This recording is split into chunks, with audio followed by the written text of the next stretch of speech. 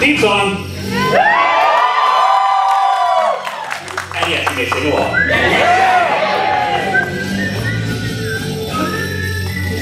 Welcome to Atop the Fourth Wall, where bad comics burn. Linkara's gonna teach you all a lesson you won't learn. Sing, Doug.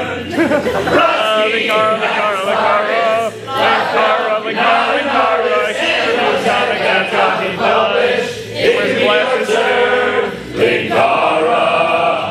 He is a man. Punch. Wears a birdie hat. Linkara. He has a magic gun. Where he breaks his hat. Linkara.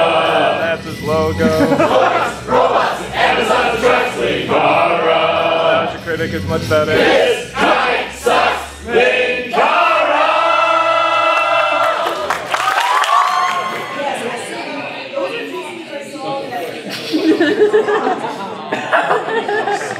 Stop going back, Doug.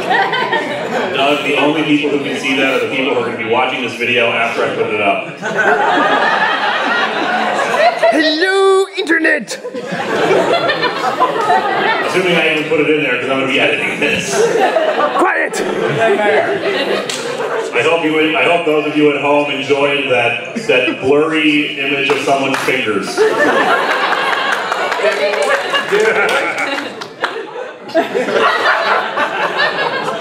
Oh, I see what you're doing.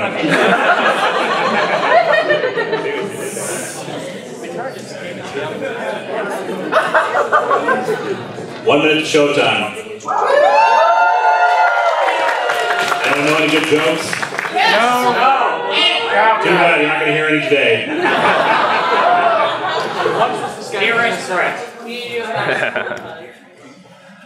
Wow, you killed that audience.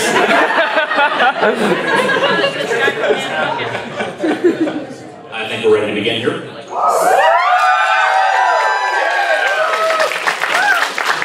Everybody can see real well? Very good. Hello and welcome to Dawn of Atop the Fourth Wall Live!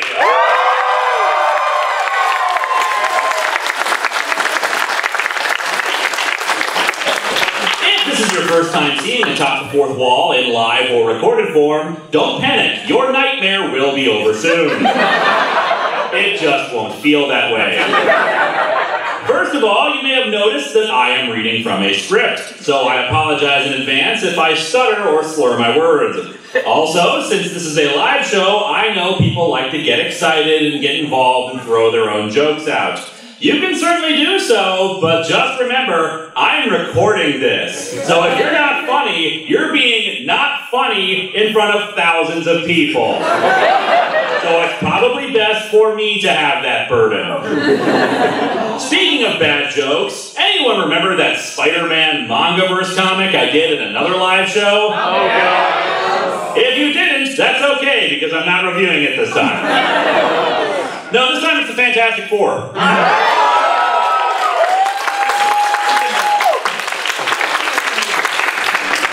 So, I've got to be honest, unlike the bizarre faux Japanese stuff inserted into the Spider-Man Mangaverse, this has potential for awesomeness. The Fantastic Four already deal in the bizarre kind of crap that could be an anime or manga. Robots, giant monsters, interdimensional creatures, aliens, mutant mole people, magic, self-serving bunny cats trying to avert the heat death of the universe. Maybe not that one, but you never know. Point is, this should actually be a pretty damn easy thing to turn into a manga. And let's begin with our cover, which features the 4 members of the Fantastic Four, and what I presume to be some kind of Evangelion in the background. But let's check with the foreground, which of course features Reed Richards, not stretching, or he could be, and this is not just stylized artwork. I mean, his neck is really wide compared to his tiny head, so maybe his stretching powers are just limited to his neck. But yeah, Reed Richards, Sue Storm right there with the blonde hair, the Thing looking pretty normal, except for his hands that look like they're made of cobblestone. Weird. And of course, Johnny Storm. And what a lovely feminine face and long braided hair Johnny has. We open with a flashback to a year ago, where an experiment is being conducted on a moon base. On the eve of tomorrow's grand experiment, our entire staff wishes to thank you, our brave and stalwart test subjects, for your determination, your courage, and your unquestioning loyalty. And of course, our condolences to those who were turned into jellified goo during the last experiment. Have to admit, did not see that coming. And we've almost finished mopping up the lab. Someone else, though, interrupts the speech. Hey, I have a few questions, you know, regarding some controversial issues I've overheard your scientists arguing about.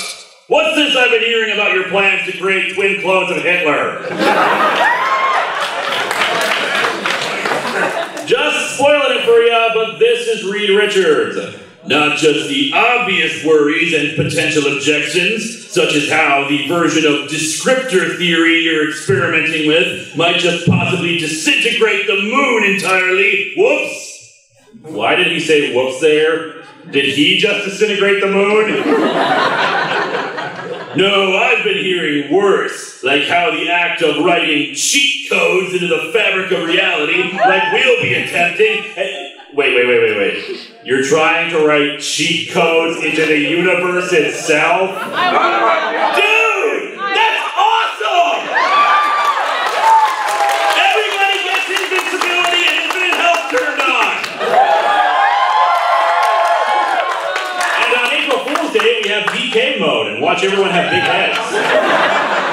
I'm sorry, this is fascinating to me. Do we have, I'll have a level select code that lets us be whatever age we want? Motherload! But no, Reed Richards is just worried that we're going to attract the attention of aliens who might be pissed off that we're using the Cosmic Game Genie. Look, Reed Richards, if I want to play Pokemon Moon Edition with the original red and blue starters, that's my business. It's my copy of the game to do with as I please. And now back to present day, which is, not present day since we don't have moon colonies and crap. We're at the Baxter Building on Earth, and they've detected something that's headed for Earth from around the moon. I'm taking bets on the possibilities. Odds are good on Princess Kaguya, the aliens from Independence Day, or possibly Transformers. Lay your money on the table. Transformers! On the inside of the Baxter Building, we see that Reed Richards has assumed the proportions we saw on the cover and is now in charge. When told that the bogey survived a 500G burn when it started heading for Earth, here is his reaction. Huh, that's manly. Frightening is more like it, but I guess Reed Richards takes his man cards very seriously. It's even scarier when we learn that it shrugged off all the orbital defense weapons. And I assume further that the bogey is hitting the Earth's atmosphere at some insanely steep entry angle, correct? Flaunting its jaw-dropping unearthly capabilities, etc., etc. Geez, Reed looks really bored by all this. I guess we interrupted his Mass Effect session or something.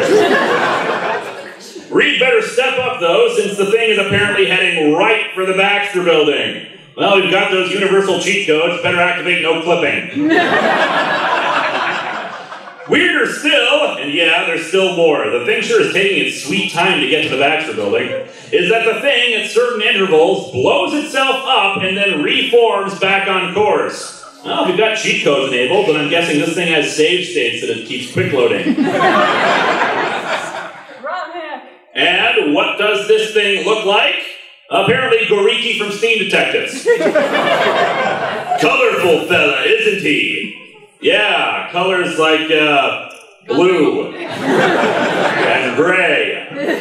And slightly less blue and gray. Yeah, I hope you like the color blue, my friends, because this comic feels like it was drawn with day for night in mind. Anyway, they say that the artificial intelligences at their disposal have dubbed this thing Annihilus, which, if you're a fan of Marvel Comics or the Fantastic Four, should be a familiar name. If you're not a fan of those, well, it doesn't matter anyway, since this is a completely different universe. Reed has more buzzwords upon hearing that name. Jazzy. I'm starting to think Reed doesn't know what manly or jazzy means. Jazz hand. A nihilist destroys a probe. Huh, we have met the enemy, and he is one raking-looking badass. Mangaverse Reed Richards is like that old guy who thinks he knows what's hot and popular, and everyone just stares at him when he tries to use slang. Reed deploys 3 of his agents, who all wear superpowered suits as they get into position. Now, as the cover indicated, there is no Johnny Storm in this comic. It's replaced with a woman. I'm okay with that, especially since it means the team has equal gender representation. No, the problem here is what they decided to name her. You are now cleared for full mega-scale meta-talent manifestation, Jonathan. Yes, they renamed Johnny Jonathan. And to be fair, I looked it up, and Jonathan is indeed a real name. But if you're gender bending like this, why not Joanna, or Joan, or hell, Joni? Anyway, Jonathan is going to be the first to take on a nihilist. Time for some 3M, baby! 3M, the Minnesota Mining and Manufacturing Company? Is Jonathan going to be selling Post-it notes to a nihilist? I am the goddess of hellfire! Hi, goddess of hellfire! What do you bring us? 1,000,000 points to anyone who gets that joke. And because apparently this is a reality show or something, I don't know. This is I don't know. We have interview excerpts about Jonathan. It's like the Justice League pilot. Yeah, pretty much. I'm only extroverted or impulsive compared to a hopeless geek like Benjamin or a pathologically detached head case like Sue, all right?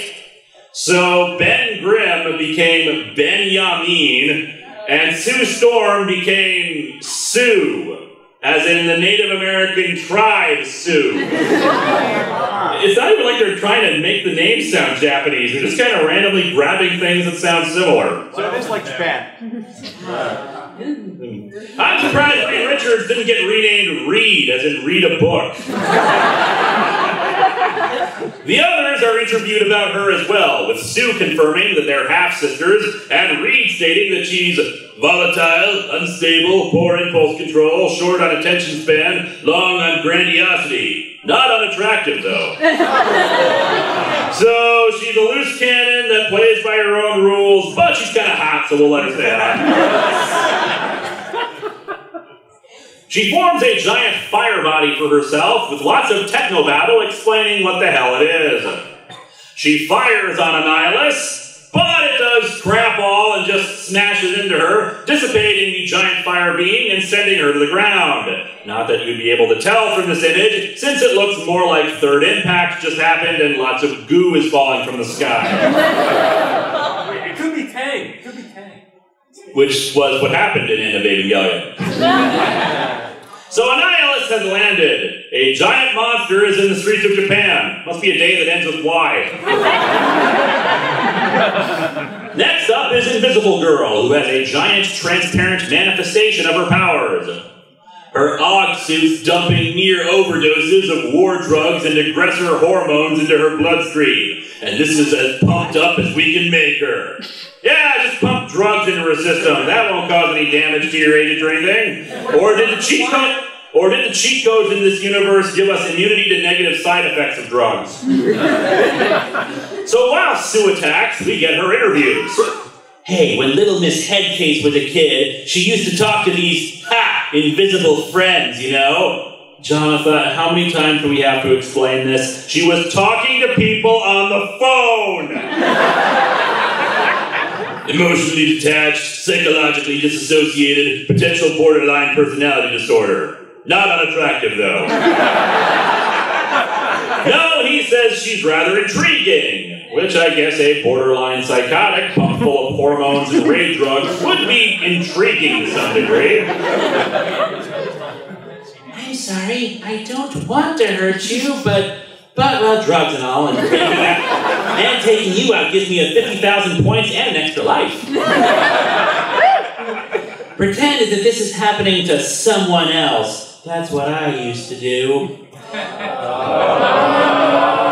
Now, imply that she suffered some kind of abuse when she was younger, but we never find out what the hell the deal is, and since this is inspired by manga, I'm just inclined to believe she's your standard, I am emo and brooding because it lets me say emo things. And if she is a product of abuse and she needs all these drugs to make her give a damn about the giant monster, well, congratulations, Reed Richards, you're a complete and utter monster, you dickhead. Gendo Akari is looking at you and going, dude, not cool.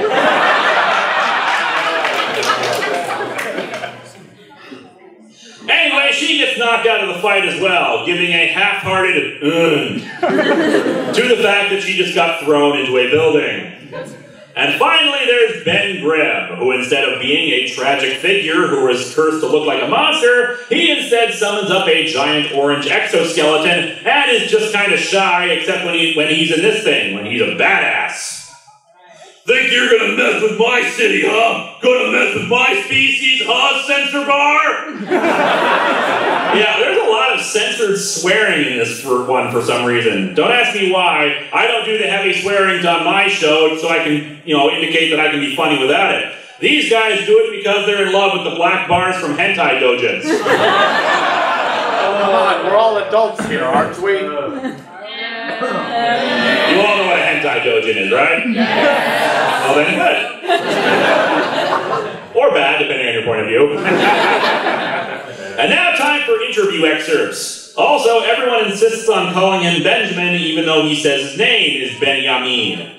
From the looks of it, I think he's supposed to be Asian, but his skin color is actually the whitest of the group, so don't ask me what the hell's going on there. So Benjamin's a repressed introvert who gets off on role-playing a hyper-aggressive, extroverted persona. And I totally don't think of him as the most attractive of the squad. No, I'm totally jazzy.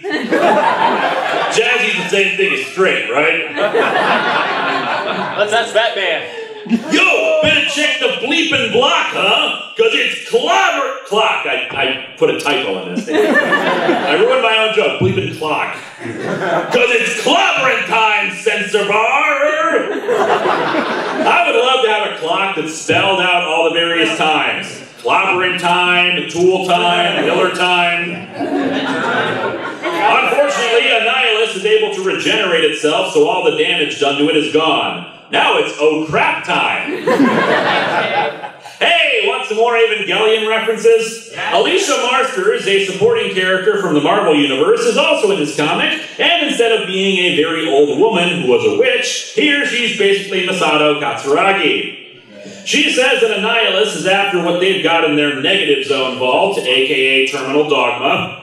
Gotta love how they've only got like 2 guys guarding the huge negative zone vault and have to hold up their guns at all times. Worst job in the whole place, I'm betting. Plus with heavy armor and stuff, they probably only get like 1 15-minute break for their 8-hour shift. And I guess Reed Richards decided it was nap time since he now lays on the floor and tells everyone to shut up. Need to focus. Get my otherwise useless meta talent pumping. Look, Reed, I know it's stressful right now, but none of us need to see you pumping your meta talent.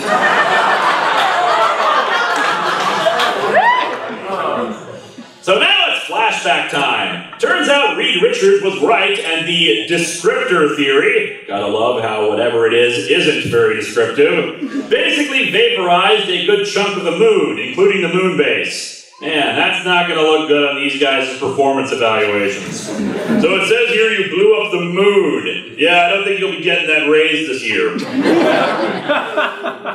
The only survivors were himself and the other members of the Fantastic Four. We're at least 1,000 miles away from the nearest help, with no sign of us manifesting any meta talents as yet. Dude is so genre savvy, he knows that they should be developing superpowers by now. But it turns out that Reed does have a superpower, as we see in this montage of him sleeping with various women over the course of a year and explaining it to them. Basically, instead of stretching his body like the normal Reed Richards, he can temporarily stretch his brain cells en masse and create more neural connections and thus make him smarter. Of course! Don't you know anything about science?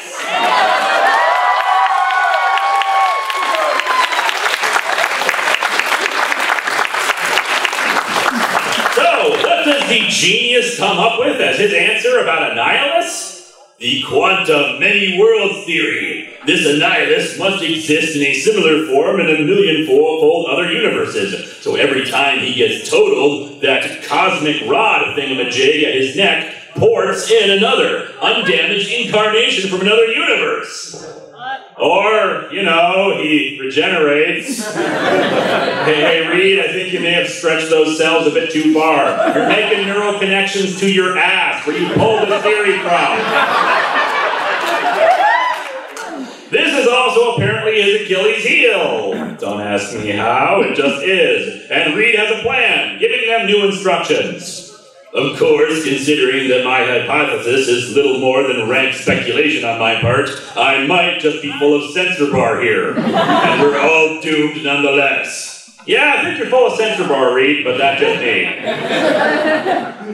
Basically, the thing's power allows him to absorb the material from Annihilus's body, grab the cosmic rod that allows Annihilus to swap bodies, and blow it up but good. Without his Deus Ex Machina gadget functioning correctly, our xenoculture friend couldn't warp in an intact body from another universe. Instead, all his ruined incarnations ended up here, without living up to his name and annihilating us all in the process. Or maybe you just hit his weak point for massive damage. I don't buy this crap for a second. And so our comic ends with Reed telling them they did good and they might learn something from the corpses that'll come in handy the next time an angel attacks. I mean, when the colonies oppose the Earth Federation. I mean, when Rita Repulsa sends down her monitor. Anyway, there's a big scar on the moon, no doubt from that earlier experiment. Or maybe in this universe, Chairface didn't even get to carve a few letters in. He's got a solid straight line on the moon.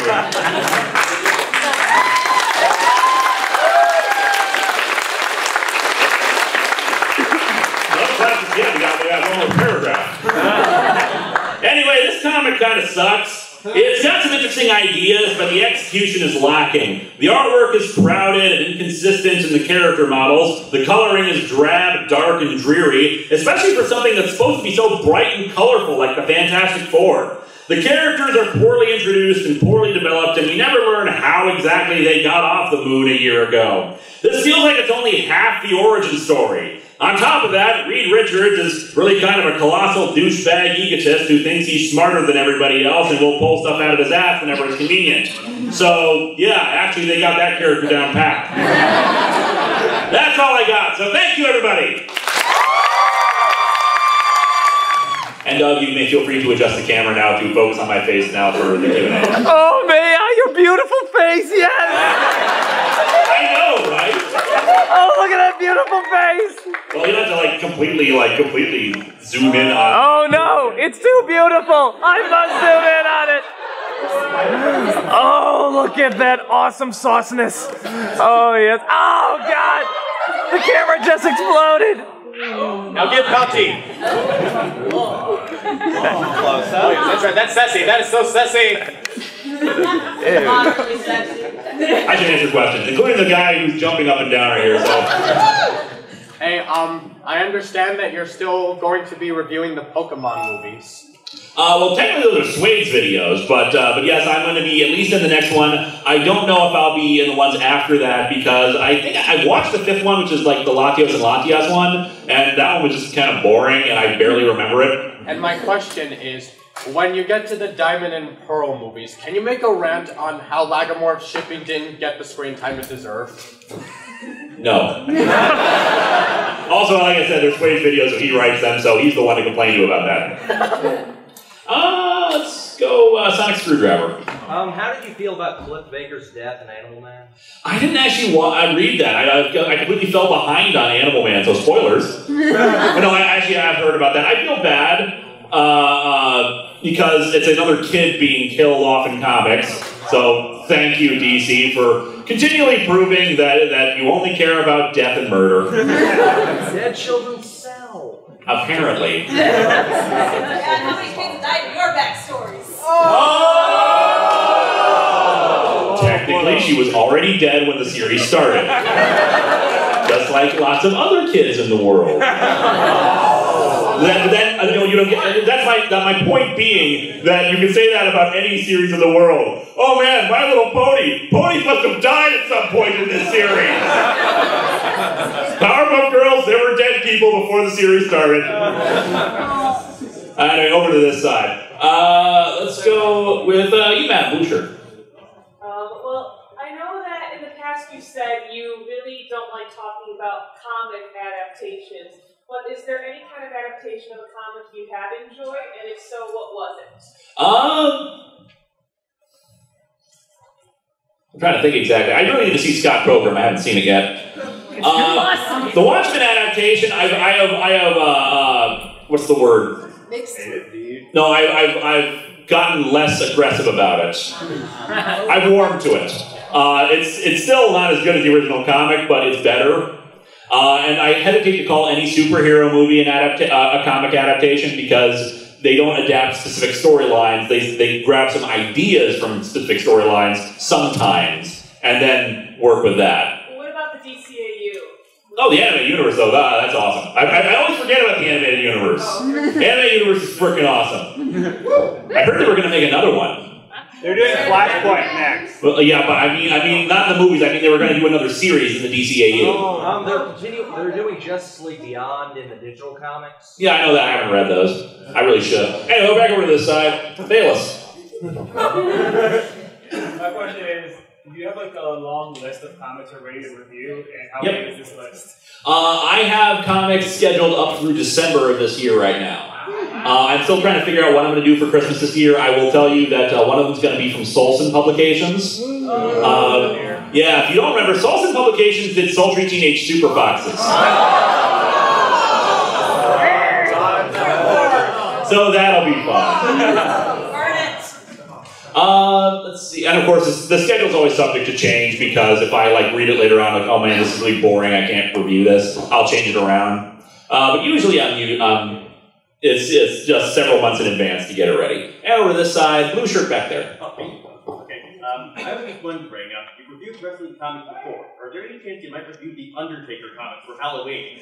I have the Undertaker comics. I'm probably not going to unless it's for a crossover. The thing is, unlike surprisingly a lot of Tick producers, I didn't watch wrestling. Everything that I know about wrestling, I know from Spoonie or I think Welshie was a big wrestling fan too. Anything that they talk about in terms of wrestling, that's the only information I get about it. Okay, thanks. I got another one. Just one last thing. Whatever happened to the continuity alarm? The thing about the continuity alarm is that I originally put it in there because I didn't think that people were interested in hearing the backstories of comics. But then people were like, "No, we want to hear about it. We want to learn about it." So I wouldn't say it's retired, but I save it for any time that I think will be funny. It's on vacation, yeah. Over this side, red shirt. I'm trying to remember your character's name. I know, like a Lupin, isn't it? It's not hidden.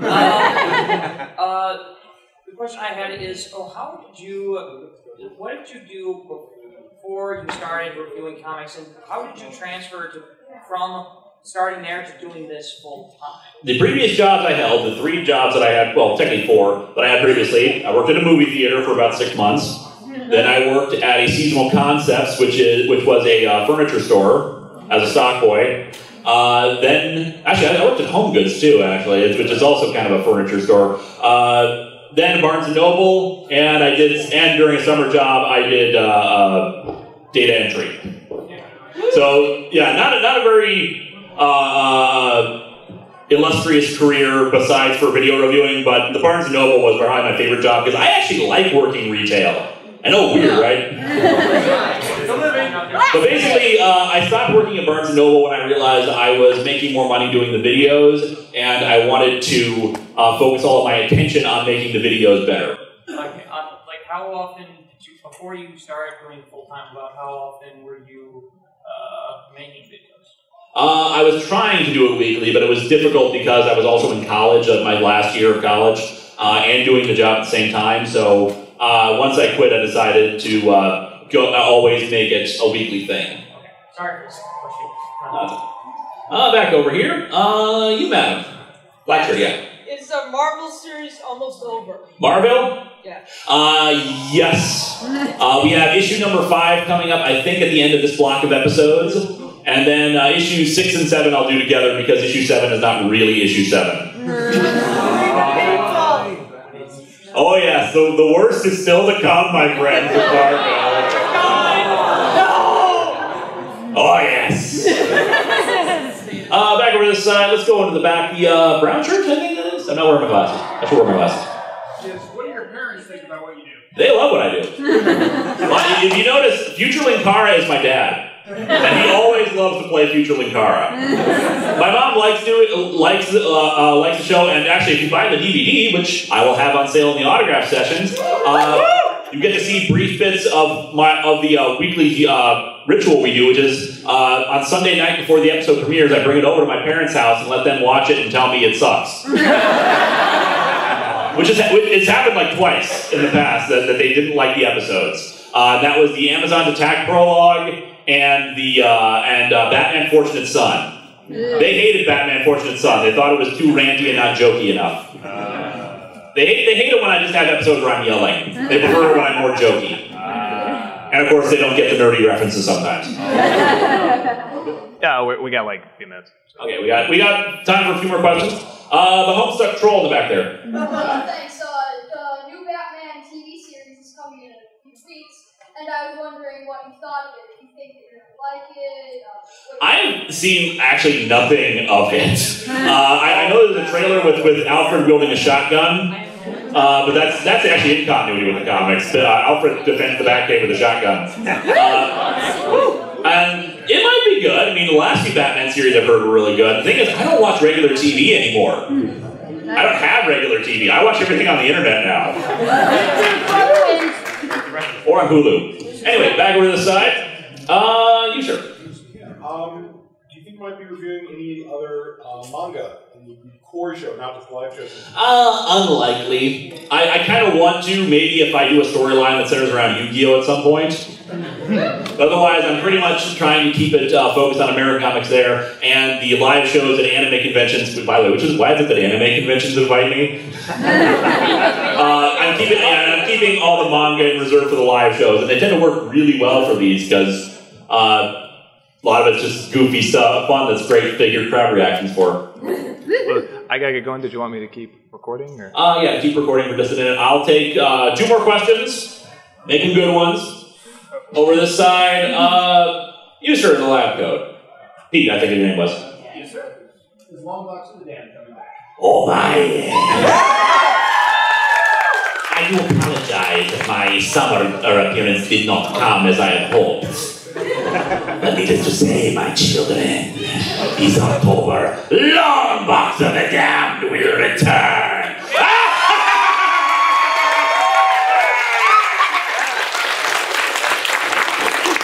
Love doing that voice. Yeah, I got really busy, so I couldn't do the Midsummer's Nightmare like I had hoped to do for Longbox this year. I'll probably end up doing it next year, but we'll see. Because I did have hopes for because I want to do an entire series of comics for the summer one. But anyway, Nostalgia Critic in the back. We'll have you be our last question. I just wanted to know if we'll be seeing any adaptations to movies. I'm hoping to. There's a lot of movies out there that got adapted to comics, and I kind of want to do the Catwoman comic based on the movie, or Street Fighter, the movie, the game, the comic. You can see the Street Fighter movie, the game, the comic in the actual intro to the show, I think. Anyway, okay, we have time for one final question, and you had your hand up in the Linkara garb.